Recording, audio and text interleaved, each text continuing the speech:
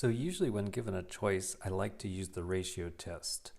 But I tried it before recording this, and the problem with the ratio test is that you would have, at least as part of it, this in the denominator, and once you do a little bit of algebra, you would have this in the numerator.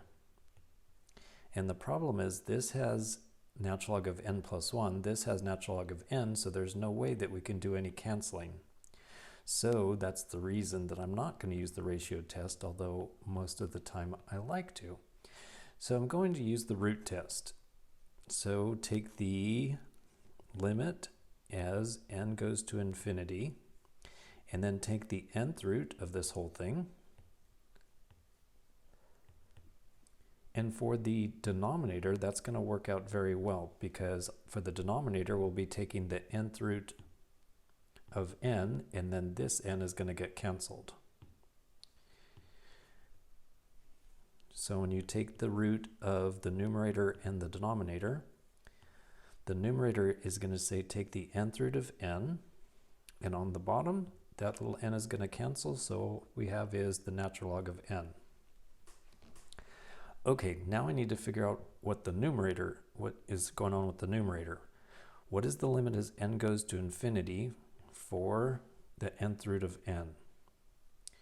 Well, that takes me back to Math 3a and taking limits, and I know that when you have a root, so basically right now what I'm going to have to do is just concentrate on what is the top part, and then I'll come back and finish this problem. So what is just the top part? So what you can do is, for one, rewrite this as n to the 1 over n to replace the nth root. And what I'm going to do is say, well, what if I have this function, and just for a moment I'm going to change it to x's instead of n's because I'm thinking about it in terms of Math 3a. And I need to take the limit as x approaches infinity. So what you can do is take natural log of both sides, and then there's this fun rule from natural logs that says you can take this exponent, bring it in front, and multiply. So we'd have 1 over x gets multiplied with natural log of x, and then just recopy the natural log of y. And then what's happening as we find the limit, x is going to infinity. Well, on the right side, this would be the natural log of infinity, which is infinity. X is also going to infinity, so that means that the right side has infinity divided by infinity, so we can use L'Hopital's rule. And L'Hopital's rule says on the top, take the derivative of natural log of x, so that's 1 over x. On the bottom, take the derivative of x, so that's 1.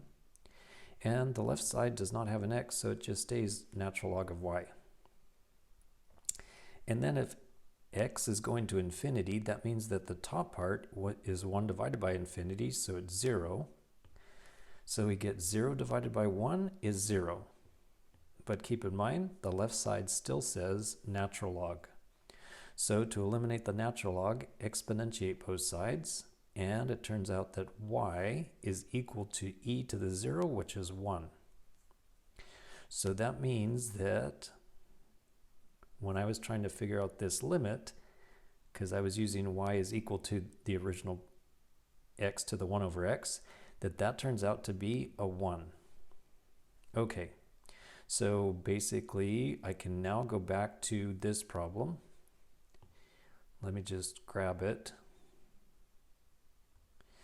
And after doing this work, I can finish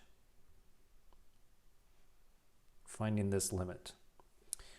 So I just did all of that work to find out that the top is becoming a 1. And the bottom is the natural log of infinity. And then natural log of infinity is going to infinity. So that means that we get 1 divided by infinity, and that is going to be 0. And since this number is less than 1, it converges.